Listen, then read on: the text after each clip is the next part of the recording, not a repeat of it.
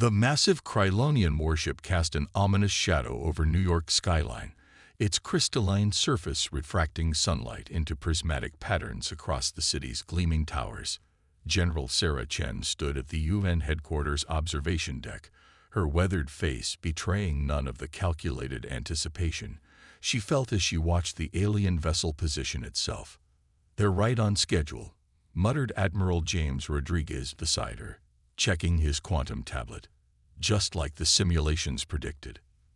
The Krylonian Empire had arrived 3 days ago, their fleet of biomechanical ships emerging from hyperspace with a precision that spoke of centuries of interstellar conquest. Their message had been simple: Earth could join their empire as a protectorate, or face immediate subjugation. They'd given humanity 72 hours to decide.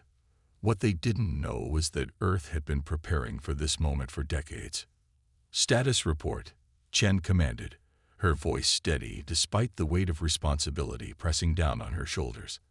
As Supreme Commander of the United Earth Defense Force, she'd spent the last 15 years orchestrating humanity's response to this inevitable first contact. "All defensive systems are in stealth mode," Rodriguez reported. "The Krylonians still think our most advanced weapon is the railgun platform in lunar orbit. Their scans haven't detected any of our quantum shielding or the phase shift generators." Chen allowed herself a small smile. The aliens' arrogance was their greatest weakness. They'd assumed Earth's visible military technology represented the peak of human capability. They hadn't bothered to look deeper, to consider that a species that had survived countless wars might have learned to hide its true strength. The Krylonian ambassador materialized in the conference room exactly at noon, his towering crystalline form gleaming under the artificial lights. Behind him stood Commander Vexthal, the military leader of the invasion force, his biomechanical armor pulsing with barely contained energy.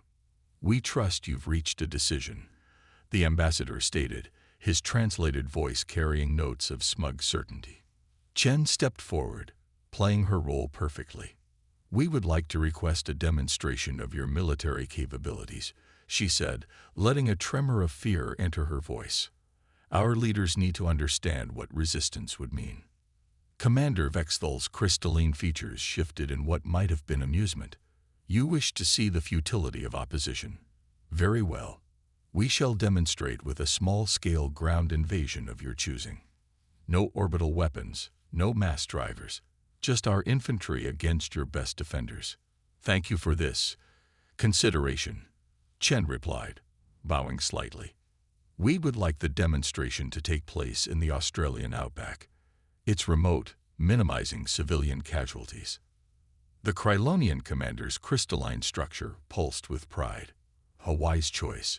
We shall begin in 6 hours. I look forward to accepting your surrender personally." After the aliens teleported away, Rodriguez turned to Chen. "Australia. The containment grid isn't fully tested there yet." "Exactly," Chen replied, her facade of submission vanishing. "They're so convinced of their superiority that they didn't even question why we choose one of the few locations where their sensors can actually penetrate our defenses. They'll see exactly what we want them to see."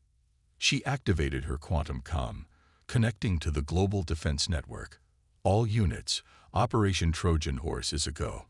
I want every obsolete tank, every outdated fighter jet, every piece of primitive technology we've got in the Australian theater within 4 hours.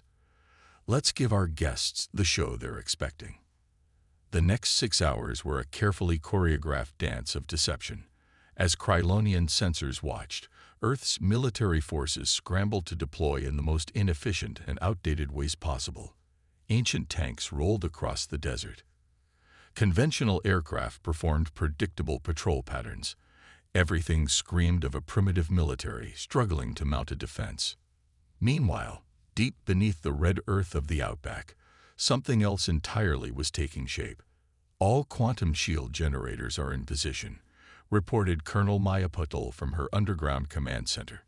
"Nano-swarm defenses are primed, and the phase-shift troops are ready for deployment."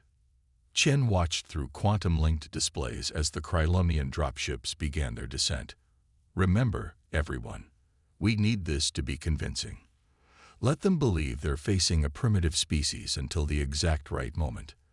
The first wave of Krylonian troops landed exactly where predicted, their crystalline armor gleaming in the harsh Australian sun.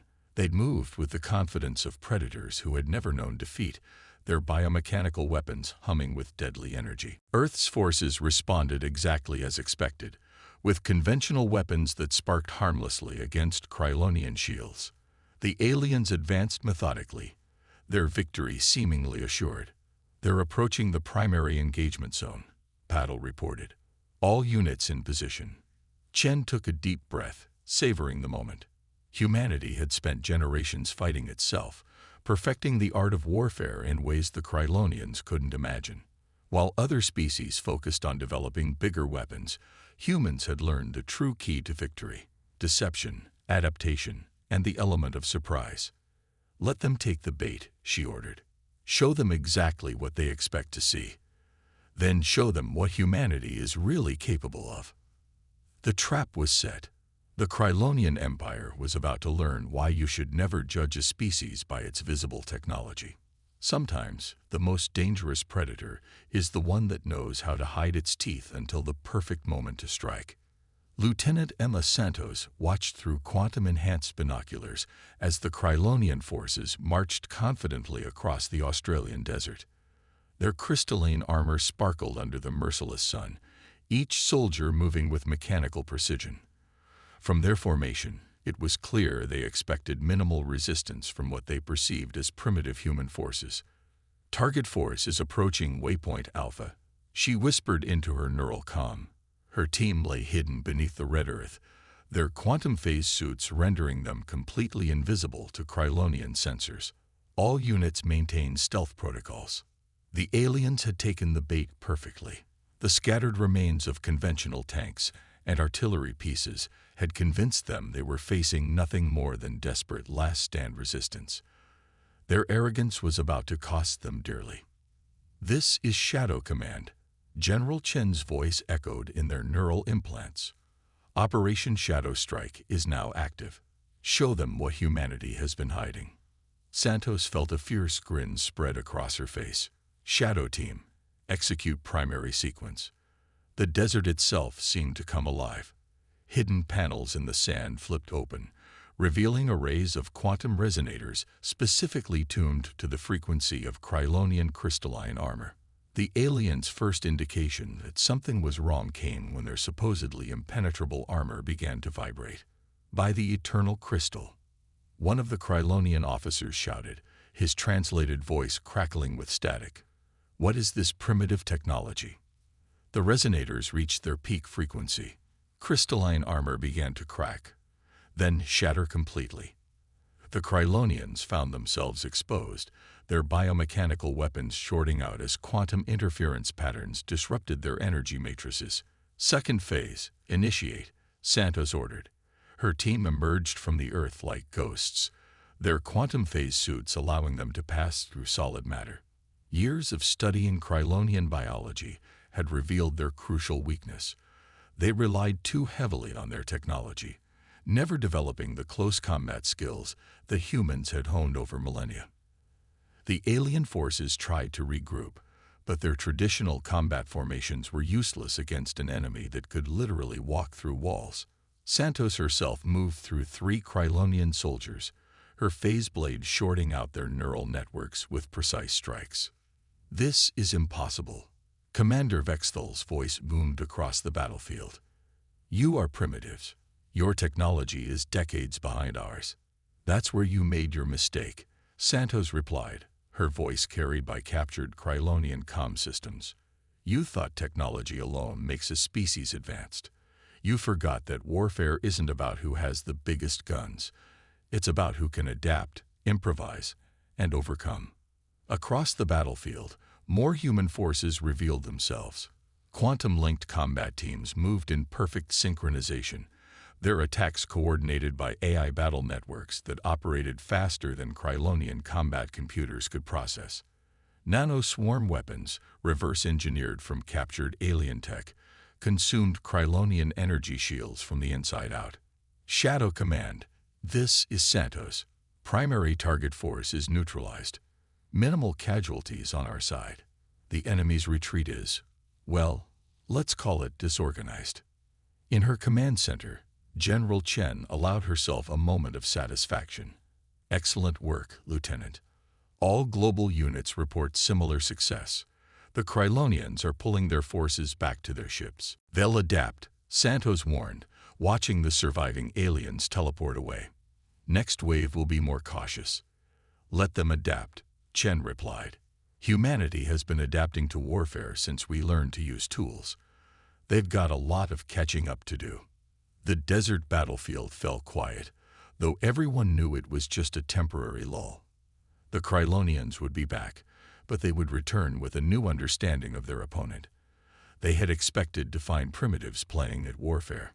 Instead, they had discovered a species that had turned combat into an art form, one that had learned to hide its true capabilities until the perfect moment to strike.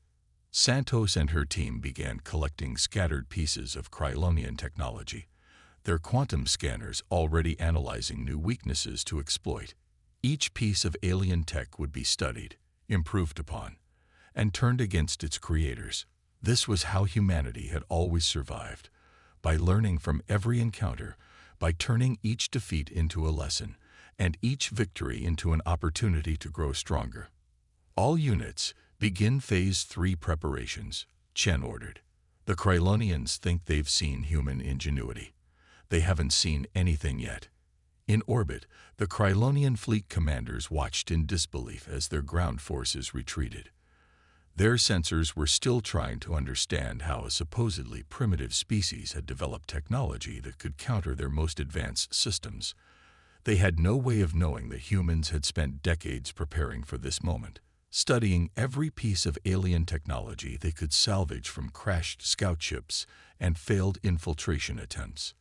The real war was just beginning, and humanity was ready to show the galaxy why you should never underestimate a species that had spent its entire history learning how to fight smarter, not just harder.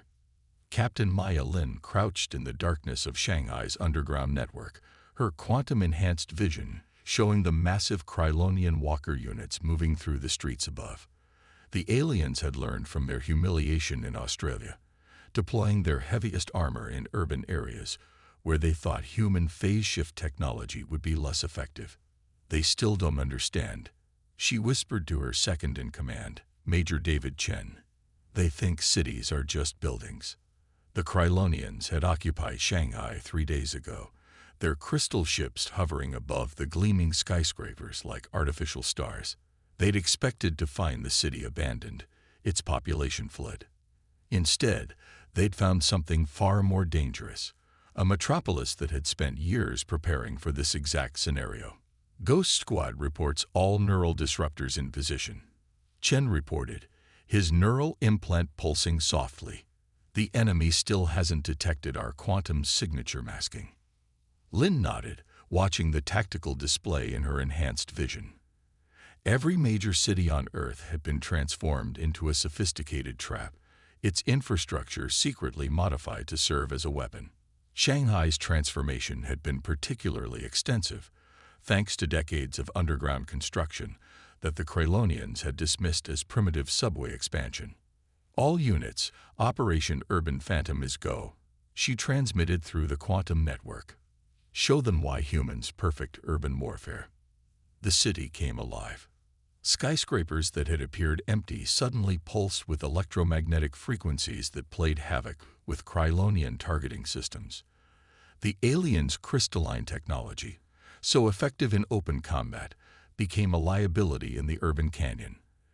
Every surface seemed to reflect sensor ghosts, making it impossible to distinguish real threats from echoes. Their walkers are entering the primary engagement zone, Chen reported. Initiating sonic resonance.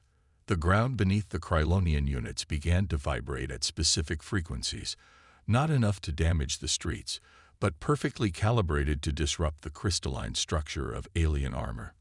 The walkers' commanders, safely ensconced in their command modules, didn't realize anything was wrong until their units began to lose cohesion. This is impossible. A Krylonian commander broadcast. Our scans showed no energy signatures, no advanced technology. That's because you don't understand human cities, Lynn replied, her voice carried through hijacked alien comm channels. We've been fighting in urban environments for centuries. Every street is a potential ambush point, every building a fortress, every subway tunnel a route for counterattack. Her teams emerged from hidden access points, their phase-shift armor allowing them to move through solid matter. Unlike the Krylonians, who relied on brute force and overwhelming firepower, human soldiers had trained for close-quarters combat their entire careers. The alien walkers, designed for long-range engagement, found themselves surrounded by enemies they couldn't effectively target. Their energy weapons, calibrated for maximum destruction, were too powerful for the close confines of city streets.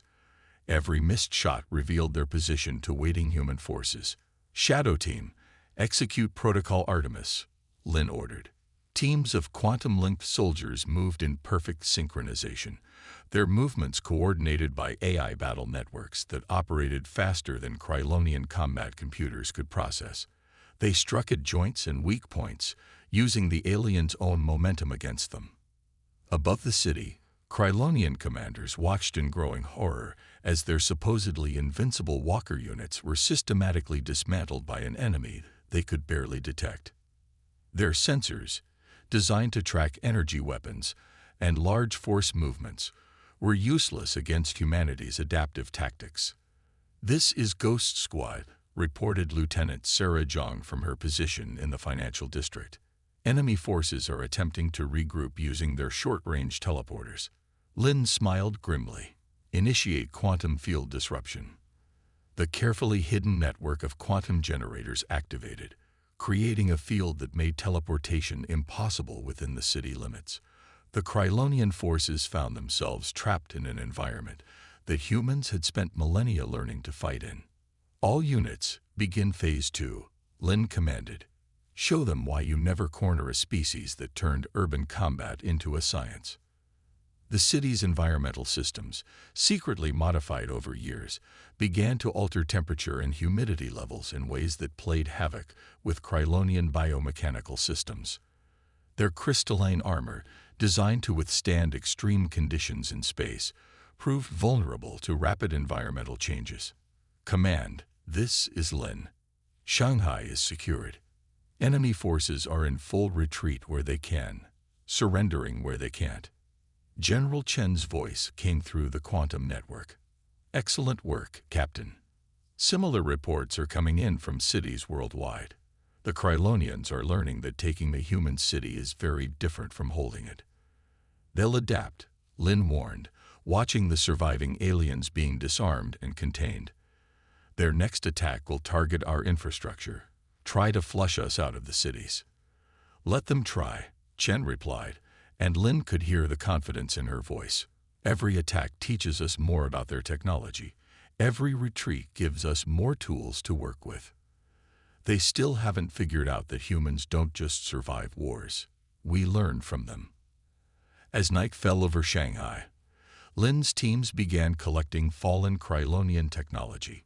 Each piece would be studied, improved upon, and incorporated into humanity's growing arsenal. The aliens had started this war believing they were facing primitives.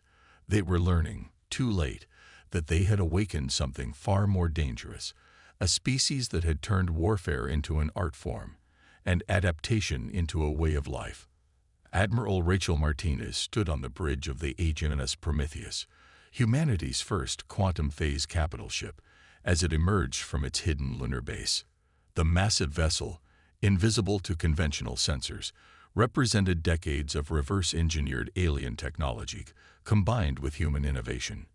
"All systems operational," reported Commander Jack Morris, his neural implants synchronizing with the ship's quantum AI. "The Krylonians still haven't detected us." The alien fleet hung in high Earth orbit, their crystalline ships glowing with barely contained energy as they prepared for what they thought would be their final assault. After their defeats on the ground and in urban combat, the Krylonians had decided to revert to their standard doctrine: orbital supremacy. They still think we're defenseless up here, Martinez observed, watching the tactical display. Time to show them why humanity didn't put all its eggs in one basket. The quantum network came alive with reports from other hidden bases. Around the world, underground hangars opened silently, revealing squadrons of phase-shift fighters. On the dark side of the moon, 3 more capital ships decloaked, their hulls incorporating everything humanity had learned about Krylonian technology. All ships, this is Admiral Martinez. Operation Stellar Dawn is now active. Show them what human space warfare looks like. The Prometheus moved first, its quantum drives allowing it to shift partially out of normal spacetime. To the Krylonian sensors, it would appear as nothing more than a sensor ghost until it was too late. Enemy fleet is maintaining standard formation, Morris reported. Their energy shields are optimized for conventional weapons. Martinez allowed herself a grim smile. Initiate primary sequence. Let's show them why humans never stopped looking up at the stars. The Prometheus phased into normal space directly in the middle of the Krylonian formation. Before the alien ships could react, it released a burst of quantum-entangled particles, a weapon that humans had developed by studying the principles behind Krylonian teleportation technology. Direct hit, Morris announced. Their shield harmonics are destabilizing. The alien ship's crystalline structures began to resonate at frequencies their designers had never anticipated. The Krylonians had built their technology around principles of harmony and perfection. They had never considered that those same principles could be turned against them. All fighter squadrons, engage, Martinez ordered. Remember your training. They think space combat is about big ships and bigger weapons. Show them why humans master the art of the dogfight. Earth's fighters emerged from stealth, their phase shift technology allowing them to appear and disappear at will. Unlike the rigid formations of Krylonian ships, human pilots flew with the unpredictability that came from centuries of aerial combat doctrine. This is Eagle Squadron, reported Captain Sarah Chen, her fighter weaving through enemy fire. Their targeting systems can't handle our phase shifting. They're still trying to fight a conventional space battle. The Krylonian fleet attempted to regroup, their ships moving into defensive formations that had served them well in countless battles across the galaxy. But they were fighting an enemy that had studied their every move, that had spent years developing counters to their tactics. Second wave. Deploy quantum mines, Martinez commanded. The space around the alien fleet came alive with weapons that existed partially out of phase with normal reality. The Krylonians' advanced sensors, designed to detect energy signatures, were useless against threats that technically didn't exist until they detonated. Admiral, we're detecting power spikes in the enemy fleet, Morris warned. They're preparing to jump to hyperspace. Not today, Martinez replied. Activate the quantum anchor. The Prometheus's main weapon powered up, a device that manipulated spacetime itself, creating a localized field where faster-than-light travel was impossible. The Krylonian ships found themselves trapped in normal space, facing an enemy that had turned their own technological principles against them. This defies all logic, the Krylonian fleet commander broadcast. Your species barely achieved spaceflight. These technologies should be impossible. That's where you made your fundamental mistake, Martinez responded. Her voice carried on all frequencies. You thought achieving spaceflight was our endpoint. For us, it was just the beginning. Every piece of technology you used against us, we studied. Every principle you thought we couldn't understand, we mastered. Humans don't just reach for the stars. We learn how to fight among them. The battle in orbit turned decisively. Without their ability to retreat to hyperspace, the Krylonian ships found themselves facing an enemy that could attack from any direction, that could appear and disappear at will, that had turned their own technological advantages into weaknesses. Command, this is Martinez. The enemy fleet is neutralized. We're beginning salvage operations. General Chen's voice came through the quantum network. Outstanding work, Admiral. The Krylonian Empire just learned why you never assume a species is primitive just because they hide their true capabilities. As Earth's forces secured their victory in space, Martinez watched her crews begin collecting disabled Krylonian ships. Each vessel would be studied, its technology incorporated into humanity's growing understanding of the universe. The aliens had started this war believing they were dealing with primitives. They were learning, at great cost, that they had instead awakened a species that had turned adaptation itself into a superweapon. General Sarah Chen stood in the Great Hall of the Krylonian High Command, her quantum phase armor gleaming under the crystalline lights. The once mighty chamber, built to showcase the Empire's technological superiority, now served as the stage for their surrender. Around her, representatives from Earth's united military forces watched as the Krylonian Supreme Commander approached. In 10,000 years of expansion, Supreme Commander Vexthal stated, his crystalline form dulled with defeat, no species has ever forced us to submit. How did primitives achieve this? Chen allowed herself a small smile. You made the same mistake countless others have made throughout human history. You assumed technological advancement was linear, that visible technology represented actual capability. The quantum displays around them showed the full scope of humanity's victory.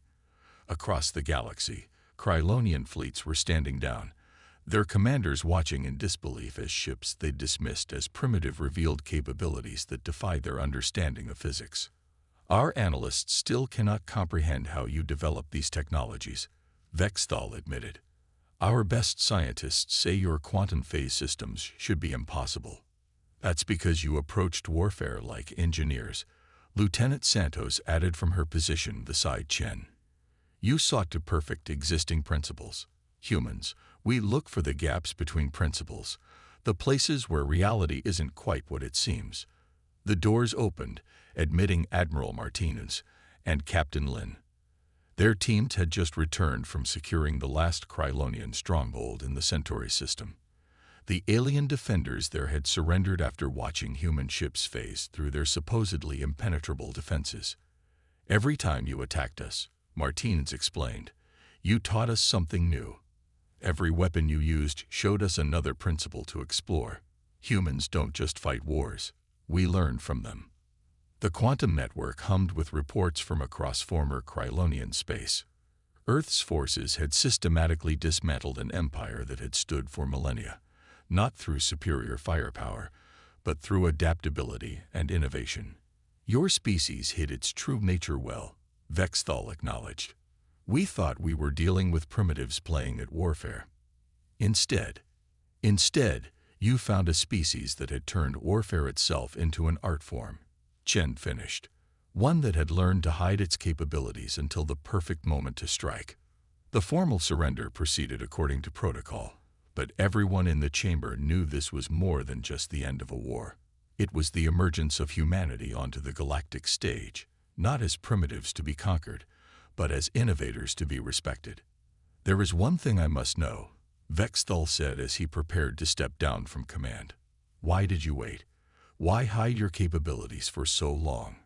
Chen exchanged glances with her officers, each of them remembering the decades of preparation, the careful planning that had gone into this moment. Because humanity learned long ago that true strength isn't about showing power, it's about knowing when to reveal it. We spent generations fighting ourselves, learning and adapting. When we looked to the stars, we knew we weren't alone. So we watched, we learned, and we prepared. The quantum displays showed Earth's hidden infrastructure coming online across the planet. Massive facilities that had been developing and testing technologies far beyond what the Krylonians had thought possible. Every time your scout ships visited Earth, thinking themselves undetected, we studied them, Martinez added. Every piece of technology we could salvage, we improved upon. While you saw primitives struggling with basic spaceflight, we were reverse engineering your fundamental principles and finding ways to transcend them. The surrender ceremony concluded with the transfer of Krylonian technological databases to Earth's quantum networks. But the aliens were beginning to realize that these databases might contain less advanced knowledge than what humans had already developed in secret. What happens now? Vexthal asked, genuine curiosity in his tone. Now, Chen replied, We show the galaxy a better way. Humanity doesn't seek conquest. We seek understanding. Your empire fell because it stopped adapting, stopped learning. We'll help you remember how. As Earth's forces began the process of stabilizing former Krylonian space, Shen reflected on the true victory they had achieved. They had shown the galaxy that advancement wasn't about who had the biggest ships or the most powerful weapons. It was about who could adapt, who could learn, who could turn apparent weakness into unprecedented strength. "Send word to Earth Command," she ordered. "Operation Stellar Dawn is complete. Humanity is ready for its next challenge." The quantum network pulsed with acknowledgement, carrying her message across the stars. The galaxy was changing, transformed not by conquest, but by the emergence of a species that had turned adaptation itself into an art form. The Krylonian Empire had sought to subjugate what they thought were primitives. Instead, they had awakened humanity's greatest strength, the ability to learn, adapt, and overcome any challenge the universe could present. The war was over, but humanity's journey was just beginning. And this time, they wouldn't hide their light from the stars.